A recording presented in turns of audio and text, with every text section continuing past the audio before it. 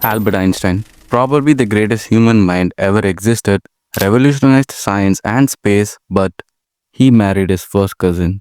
Steve Jobs revolutionized the tech industry with iPhone, which basically changed humanity forever, but he was known to be an absent father, a workaholic, and was often rude to all of his employees. Martin Luther King, an icon in black culture, a civil rights hero, but he had multiple affairs with women while he was being married.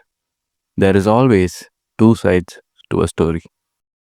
Remember the name by the barest of margins. Goalie goes down the ground. Goalie goes out of the ground. Tony finishes off in style. I do not believe what I've just seen.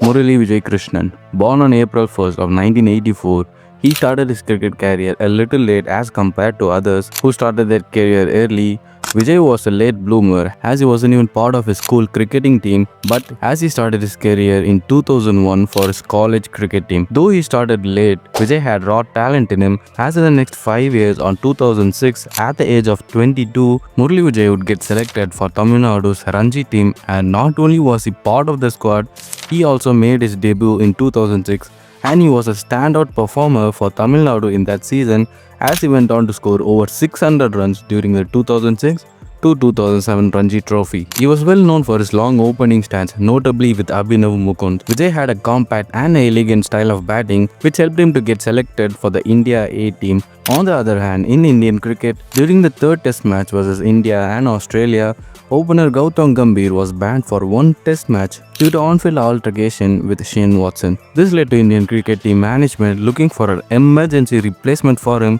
and they eventually landed on Murali Vijay.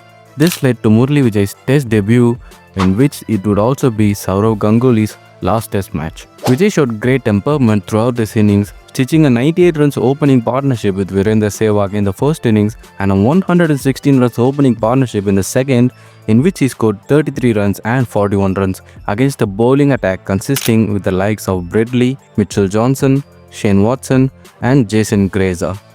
As Vijay's contribution helped India win the test series 2-0. And during 2009, Murali Vijay was bought by CSK for his base price of just 12 lakhs. And he played 4 games scoring 60 runs with an average of just 15 in the 2009 season, which definitely wasn't impressive, but Chennai showed faith in him, retaining him ahead of the 2010 season, in which he repaid the faith by scoring 458 runs with an average of 35 and a high score of 127. Vijay played a crucial part in CSK's 2010 victory campaign. Also in 2010, he made his one-day debut against South Africa and was the highest run scorer in the 2010 Champions Trophy, which was also won by the Chennai Super Kings that same year. Just as his dream 2010 came to an end, the next 3 years of his life would be the most important 3 years for Murali Vijay's career. Starting in 2011, in which even though he accumulated runs in domestic circuit, he was never given a chance in Indian cricket team due to senior players occupying the place, and he was treated more of a backup opener, but since his form dipped a bit, he was eventually dropped from the test team altogether. Though he was a mainstay for Chennai Super Kings in IPL and he even scored 95 runs during the 2011 IPL final and combined 770 runs during the IPL season from 2011 to 2012.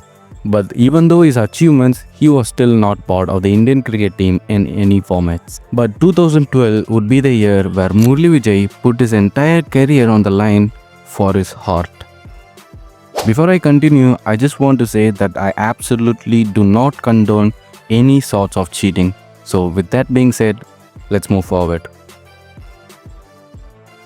During 2012 to 2013 season of Vijay Hazare Trophy, rumors began to spread around of the alleged affair between Murali Vijay and Dinesh Karthik's wife Nikita Vanjara, who was Dinesh Karthik's childhood friend, as they tied the knot in 2007. What I'm about to say now is purely speculative, so take it with a grain of salt. Dinesh Karthik was committed to his career as an international cricketer, and due to his commitments with cricket, this led to an emotional gap between him and his wife, and Murali Vijay's presence during the gaps may have created a forbidden bonding between the two. It reached its boiling point in 2012 during the domestic match when Dinesh Karthik found out about this alleged affair, and soon after both of them were divorced, and soon after Murali Vijay and Nikita tied the knot. This not only created a huge uproar in the Indian cricketing community, but it defied Indian ethics as a whole. This led to fans calling Murali Vijay a home wrecker, but the trio involved in this situation never really made an official statement, so we will always be in the dark of what truly happened. What Murali Vijay did was wrong, but we let this defy his whole career with this incident. But in a turn of events, just as this incident ended in 2012, 2013 would be the year for Murali Vijay's comeback. 2012 was one of the dark ages for Indian Test team, as India suffered a 4-0 whitewash against both Australia and England. As the opening duo of Gautam Gambhir and Sehwag average was so horrible, selectors felt that it was time to move on. With young bloods such as Rahane, Pujara and Murali Vijay, it was a fresh start for Indian cricket test team as Murali Vijay was called back into the side in 2013.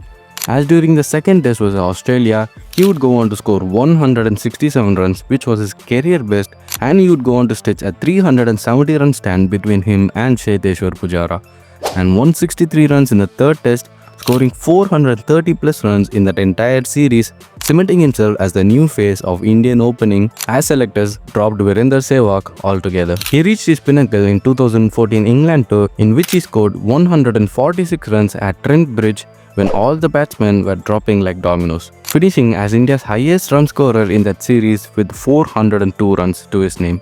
He was a key part of young Virat Kohli's captaincy era, as in 2014 Border Gavaskar Trophy, he used to play consistent knocks in almost every test matches, including 99 in Brisbane, 53 in Adelaide, 68 at Melbourne.